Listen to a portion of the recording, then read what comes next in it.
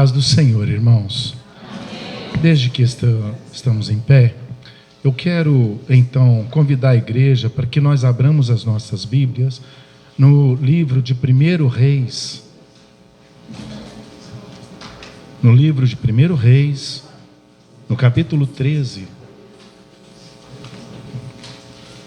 A gente faz a leitura. Obrigado, meu irmão. Obrigado. E nós vamos ler os versículos 7, 8, 9 e 10. Logo depois da leitura, eu faço a saudação devida, aproveitando que os irmãos estão em pé. Pode ler? É um livro ruim de achar, né? Que a gente quase não lê ele, né? Versículo 7 do capítulo 13 de 1 Reis está dizendo assim: E o rei disse ao homem de Deus: Vem comigo à casa e conforta-te, e dar-te-ei um presente. Porém, o homem de Deus disse ao rei: Ainda que me desses metade da tua casa, não iria contigo, nem comeria pão, nem beberia água neste lugar, porque assim me ordenou o Senhor pela sua palavra, dizendo: Não comerás pão, nem beberás água, e não voltarás pelo mesmo caminho por onde foste. E foi por outro caminho, e não voltou pelo caminho por onde viera a Betel. Enquanto os irmãos estão em pé, eu quero pedir, ainda que de olhos abertos, que o Espírito Santo de Deus sonda o meu coração, a minha alma e o meu sentimento.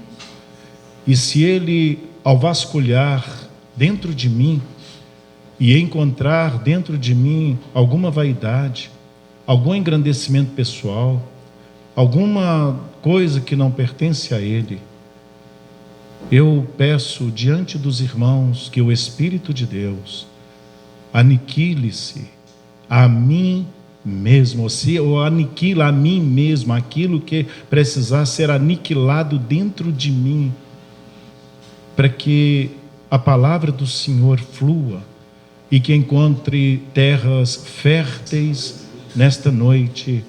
E assim eu peço que o Espírito de Deus fale através da sua palavra. Todos podem dizer um amém? Amém. Amém. Podeis assentar, por gentileza? Eu quero muito agradecer ao meu irmão Diácono Francisco Alves, a irmã Zilda, e é claro que na formalidade é Diácono Francisco Alves, mas é o irmão Chiquinho, né?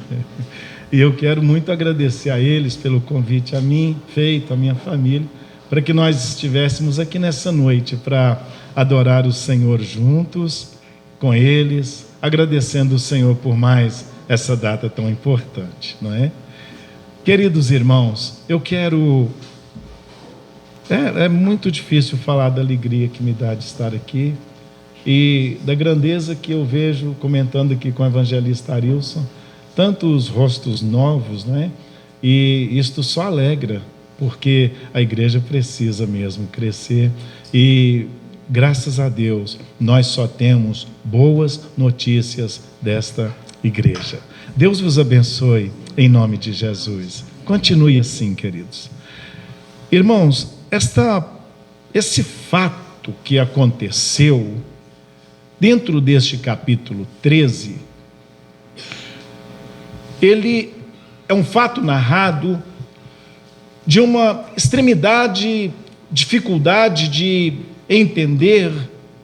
Se nós olharmos ou lermos esta história, este acontecimento, apenas com o olhar natural, ou o olhar do dia a dia, porque se nós lermos essa história, nós vamos pensar em nós mesmos como seres naturais, nós poderíamos dizer até um questionamento a respeito da justiça de Deus, da compreensão de Deus, da misericórdia de Deus, de como Deus atribui culpa ou penaliza uma pessoa, sendo que a culpa não foi dele, e dentro do conceito natural, jamais essa passagem pode ser lida. Porém, esta passagem ela só pode ser compreendida se nós voltarmos um tempo atrás, para que haja um contexto deste acontecimento.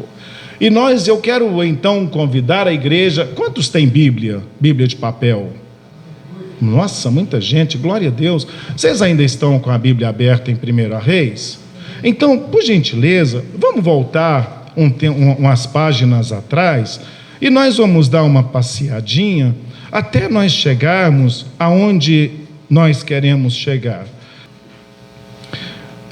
Irmãos, como os irmãos sabem a história de Israel, nós tivemos o período em que Josué dá sequência na história, no fato de Moisés, entra na terra, expulsa um bocado de gente, desobedece, deixa alguns que não era para deixar, mas deixa na terra, e o povo vai crescendo e vai expandindo e vai virando nação, vai virando terreno, pátria própria, e até que Deus institui os juízes, os sacerdotes, os profetas, e dentro de um período, Israel é governado pelos juízes, até que chega o último juiz, que de uma vez só ele junta 3 ministérios, falando de Samuel, que é juiz, sacerdote e profeta. Sendo este o último juiz que julgava, que dirigia Israel, vem Saul, o primeiro rei, o primeiro monarca, porque o povo pediu, que eles queriam um rei como os outros da terra em redor deles tinham, e Deus aceitou o pedido de Israel e unge Saul como primeiro rei. Saul governa por 40 anos, depois de Saul entra Davi. Davi governa também por um bom período, me parece também uns 40 anos.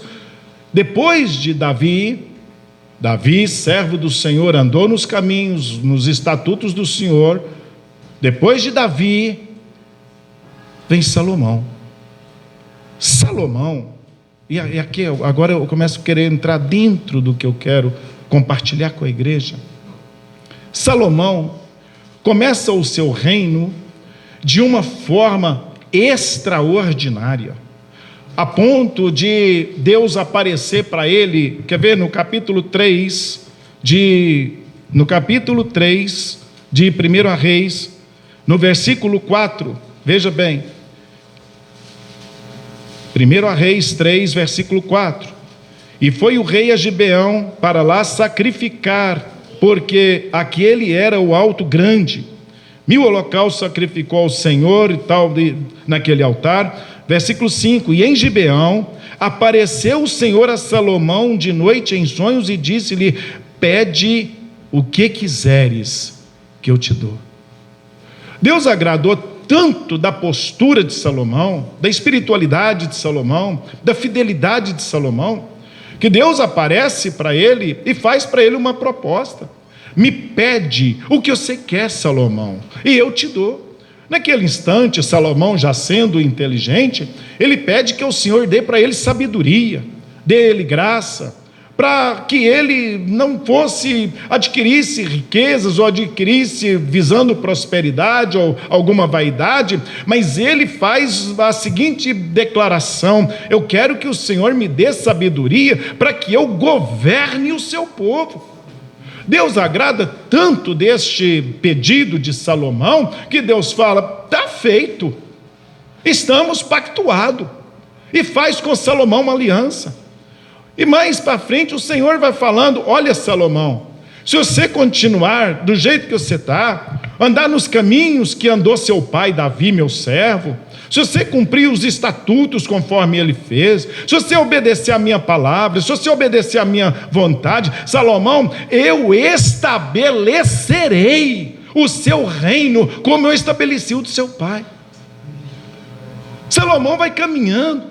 Logo depois disso, Salomão pega um caso terrível, Uma mãe dorme em cima do filho e mata, e as duas mães levam para ele e falam: os dois filhos, os dois estão aqui, nós somos duas mães, e a mulher deitou em cima do meu filho e matou ele. A outra falou: não, esse filho é o meu, foi ela que matou.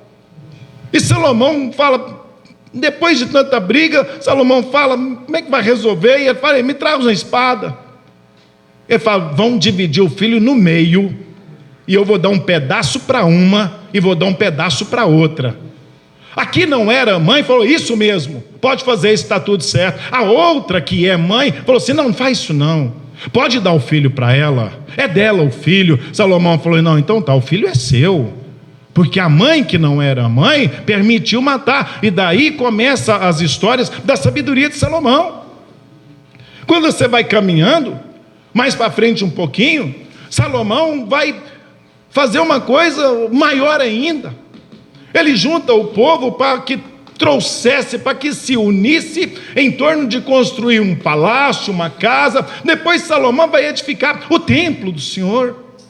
E ele edifica o templo com uma grandeza extraordinária.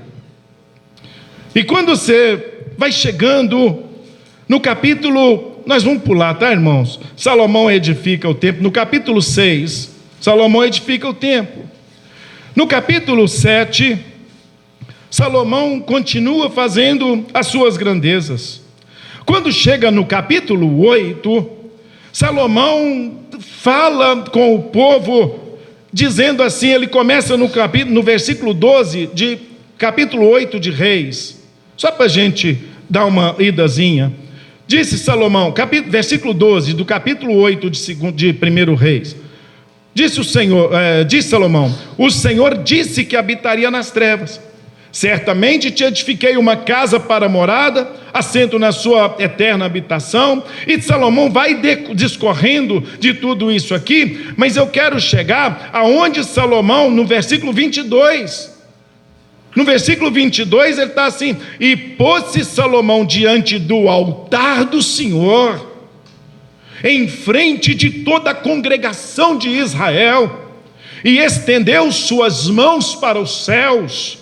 E agora Salomão vai fazer uma oração com uma intimidade, com uma demonstração de que os dois realmente são amigos. Salomão vai exaltando o Senhor à frente da congregação, perante o altar, nada a esconder, uma intimidade plena de comunhão com o Senhor.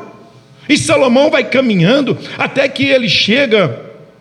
Sucedeu, versículo 54, capítulo 8 de 1 Reis. Sucedeu, pois, que acabando Salomão de fazer ao Senhor esta oração e esta súplica, estando de joelhos e com as mãos estendidas para os céus, se levantou de diante do altar do Senhor e pôs-se em pé e abençoou toda a congregação, dizendo isso em alta voz: bendito seja o Senhor, que deu repouso ao seu povo, segundo tudo o que disse. Nenhuma só palavra caiu de todas as suas boas palavras que falou pelo ministério de Moisés, seu servo. E ele vai abençoando o povo de Israel de uma maneira plena, convicta, e Deus lá do céu olhando tudo isso e agradando de tudo isso.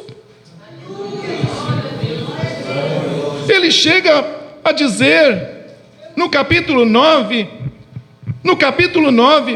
Deus torna a aparecer para Salomão. Agora veja no capítulo 9, versículo 3: e o Senhor lhe disse: ouvi a tua oração, ouvi a tua súplica, que suplicando fizeste perante mim.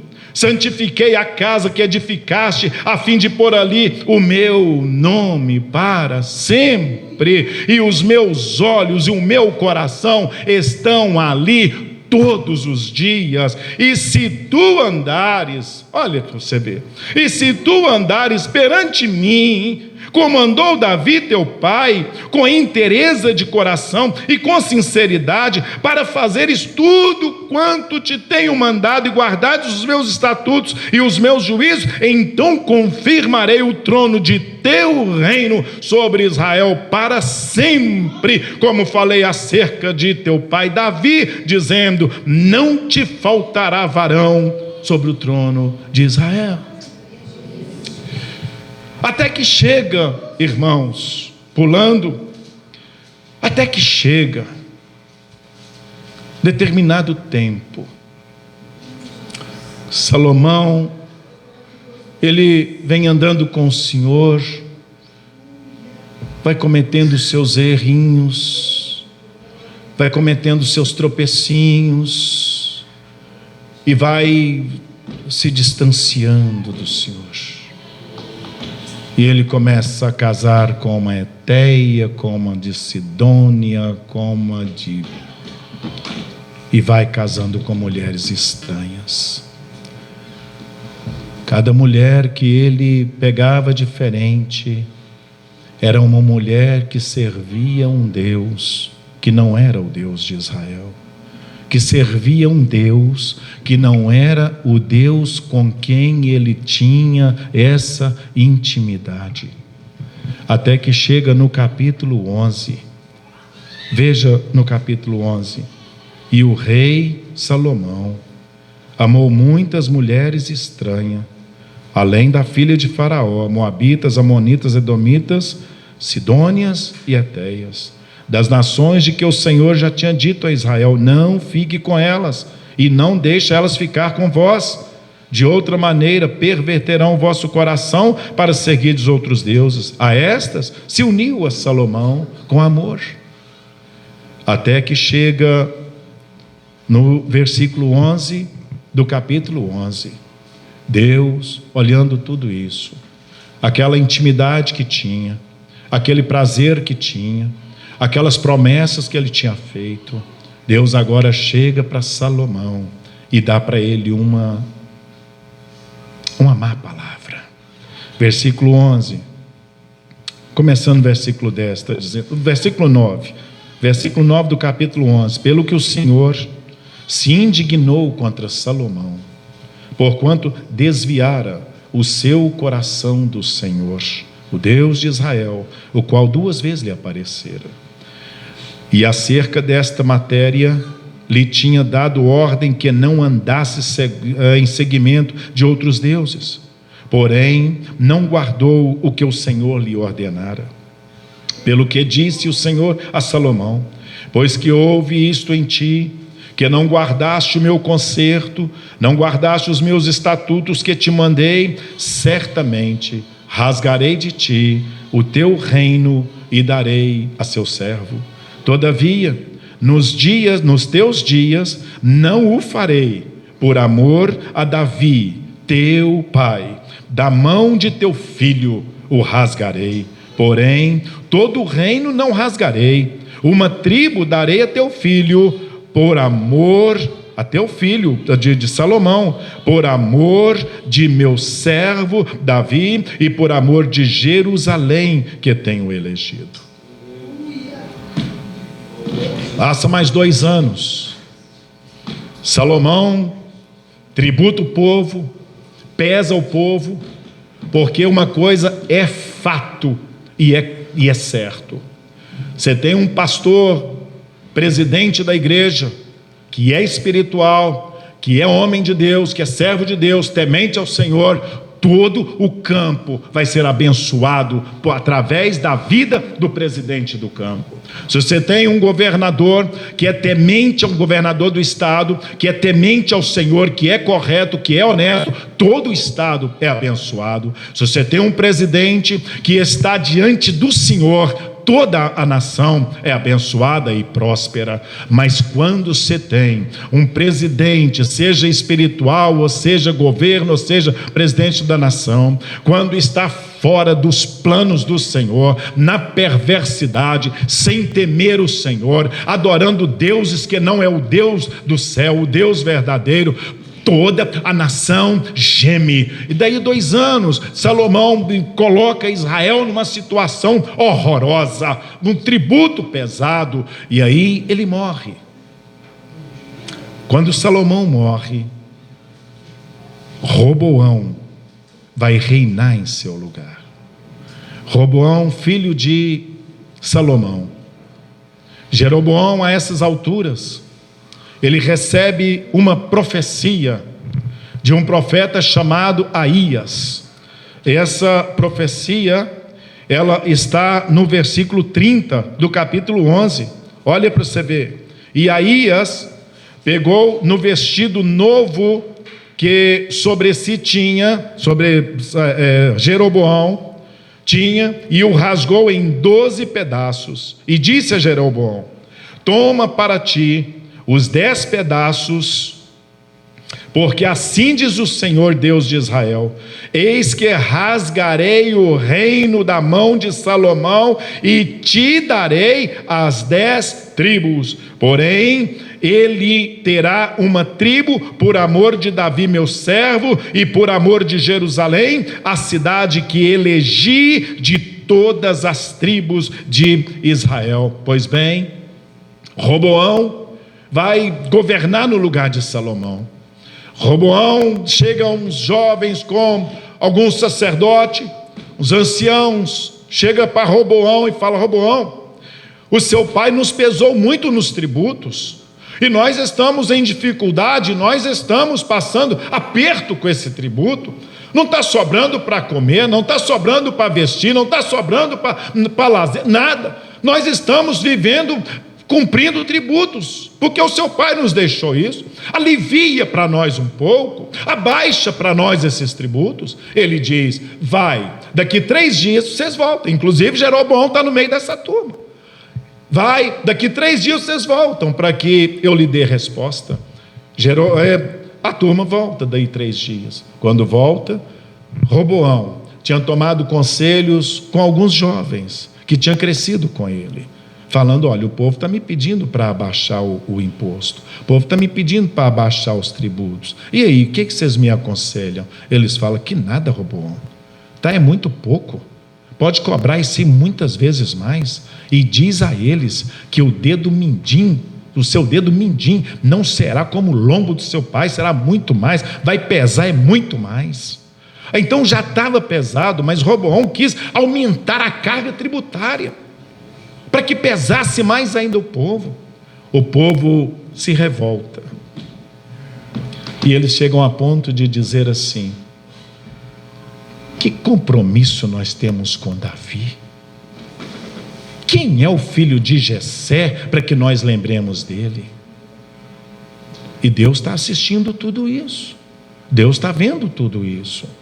Acontece que nesse momento Jeroboão, junto com essa turma que vai lá pedir para que diminua os tributos, eles resolvem fazer uma divisão no reino de Israel. Das 12 tribos, 10 tribos é separada para um lado, chamado as 10 tribos do norte, e ficam 2 tribos para Israel, perto de Jerusalém, ou dentro de Jerusalém, que é Judá e Benjamim. Roboão, governando Judá e Benjamim, ou governando Judá, ele junta com alguns reis, junta com muitos, me parece 600 mil pessoas, de homens para a guerra, e fala: vamos subir e vamos tomar de novo as nossas terras. Quando eles estão a ponto de partir para a guerra, levanta um profeta e fala: assim diz o Senhor, não é para ir contra eles, porque tudo isso que está acontecendo fui eu quem fiz.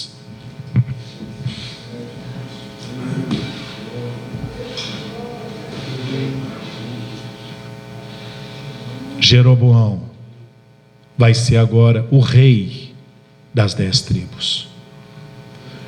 Jeroboão, todo ano ele sabe que em Jerusalém é o lugar da adoração, e ele, dentro do seu coração, ele fala: Se esse povo voltar a Jerusalém para adorar, para sacrificar, eles vão lembrar de toda a história de Davi, eles vão lembrar de tudo que Deus já fez, e eles vão ficar por lá. Eles não vão querer voltar comigo, então não vai permanecer a divisão. Ele então faz 2 bezerros de ouro e fala: este vai ser o Deus em quem nós vamos adorar. Pois bem, o rei Jeroboão paga sacerdotes para sacrificar no altar, como se fosse tudo certo. Ele corrompe os sacerdotes, ele cria sacerdotes para que fizesse o sacrifício, o ritual, do jeitinho que era. Ele quer fazer agora igual. E ele vai caminhando e vai fazendo. Aí nós chegamos agora no capítulo 13. No capítulo 13 está dizendo assim, verso 1: e eis que um homem de Deus veio de Judá com a palavra do Senhor a Betel, e Jeroboão estava junto ao altar para queimar incenso, e clamou contra o altar com a palavra do Senhor e disse: altar, altar, assim diz o Senhor, eis que um filho nascerá à casa de Davi, cujo nome será Josias, o qual sacrificará sobre ti os sacerdotes dos altos, que queimam sobre ti incenso, e ossos de homens se queimarão sobre ti.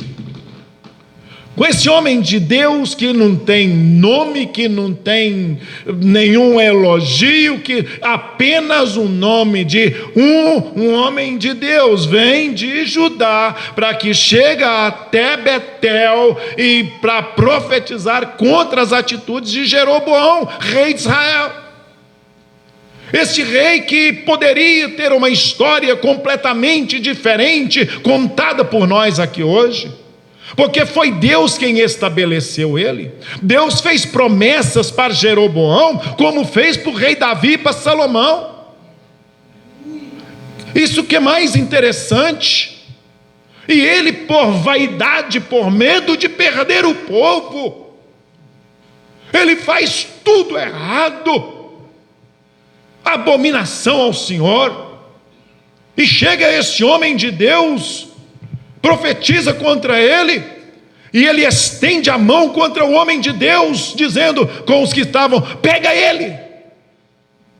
A hora que o rei faz isso, a mão dele seca e não volta mais, e ele está com a mão estendida. No que ele está com a mão estendida, ele fala: homem de Deus, ora por mim, para que o Senhor restitua a minha mão. O homem de Deus orou, a mão voltou normal, e ele voltou a movimentar normal. Nesse momento, ele acredita no homem de Deus.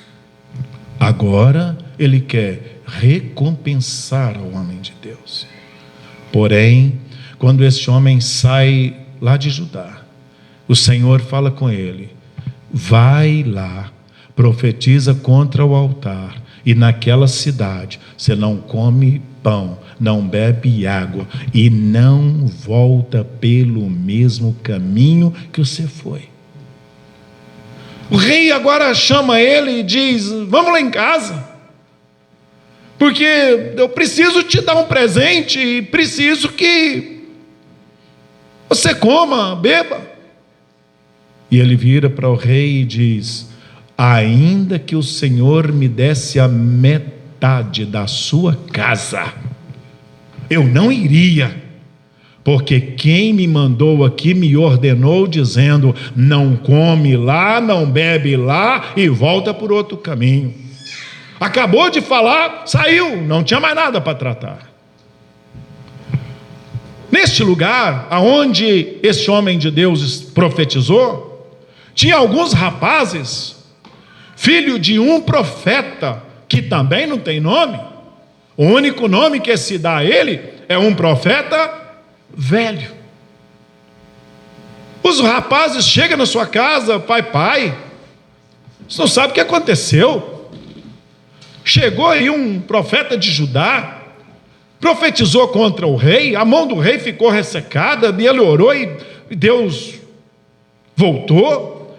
Ele falou que, como sinal de que ele estava falando a verdade, o altar ia rachar e a cinza que estava no altar ia se derramar, e verdadeiramente, Pai, o altar rachou no meio e a cinza derramou toda. O profeta velho, eu não sei qual é o instinto que entrou dentro deste homem, se foi inveja, se foi demônio, se foi, seja o que for. Ele fala: por onde foi esse rapaz? Esse rapaz foi pelo caminho aqui. Então arreia um jumento para mim rapidão aí. Arreiou o jumento. E o profeta velho vai atrás do rapaz. A hora que ele encontra, ele vai caminhando e encontra o rapaz assentado debaixo de uma árvore. A distância de Judá era pertinho hoje, né? Que tem carro, tem helicóptero, tem avião, hoje é perto, tem asfalto, hoje é perto. Era em torno de 25 quilômetros. Coisa rápida. Não para um sol castigante, deserto, areia, montado em cima de um burro. Ele para descansar, depois de um feito tão grande. Ouça bem, chega o profeta velho e fala assim: ei, você é o homem de Deus que... Sim, sou eu. Rapaz, eu vim aqui te buscar para você voltar para casa comigo, para você comer, beber. E ele fala: oh, não posso. Por que você não pode? Porque Deus falou comigo que não é para mim nem comer nem beber aqui, e nem era para mim voltar para o mesmo caminho. Tanto é que você está vendo, estou voltando por aqui. Não, eu também sou profeta. Te falo mais, me apareceu um anjo lá em casa e falou comigo que era para eu vir aqui te buscar e levar de volta lá para casa. O rapaz levanta, volta à casa do profeta velho, come e bebe. Ainda quando eles estavam à mesa, comendo e bebendo, terminou a refeição, bebeu a água, levanta o profeta velho e dá a ele uma palavra de sentença: porque você não obedeceu à voz do Senhor, te acontecerá uma penalidade da parte do Senhor, e em paz você não voltará ao sepulcro dos seus pais.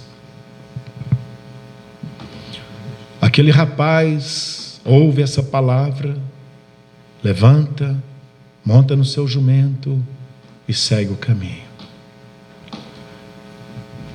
Passa um tempo, chegam umas pessoas na casa do profeta velho e diz: interessante, tem um cadáver na rua, e lá tem um leão, e lá tem um jumento. É interessante que o homem está morto, mas o cavalo não está morto, o leão não comeu o jumento. E ele fala: já sei o que foi. Deus puniu o homem. Meu filho, põe a rei no cavalo aí de novo. Estou indo lá. Está lá, os três lá: o cadáver, o jumento e o leão. Ele pega o homem de Deus, coloca sobre o jumento, volta, leva ele para o sepulcro que era dele, e dá uma ordem. Depois de lamentar, de chorar: ó homem de Deus, ó homem de Deus, ele lamenta e diz uma ordem para os seus filhos: quando eu morrer, me deposita, ou deposita o meu corpo junto ao homem de Deus, que está sepultado na minha sepultura. Quando você olha para esta passagem absurda, que chega um profeta e diz para esse profeta menor, dizendo: eu também sou profeta, eu também sou homem de Deus, eu também falo, e o que eu falo Deus aprova, eu também sou boca de Deus, e me apareceu um anjo e mandou você voltar. Quando você olha isso e vê que esse homem foi comido ou morto pelo leão, você fala assim: mas como é que pode? Qualquer um seria enganado.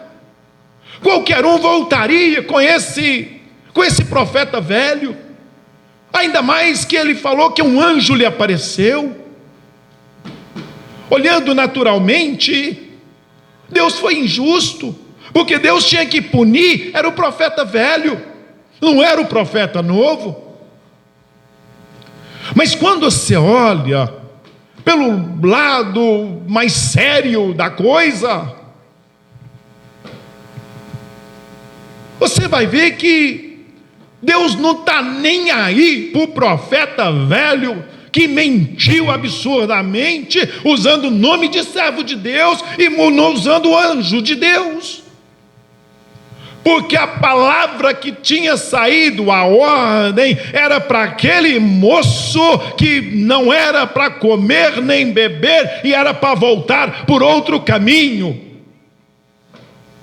E eu fico pensando qual foi o estado que aquele moço foi pego, depois de profetizar contra um rei, depois de orar para uma mão ressecada, depois de ver o altar rachado e a cinza derramada.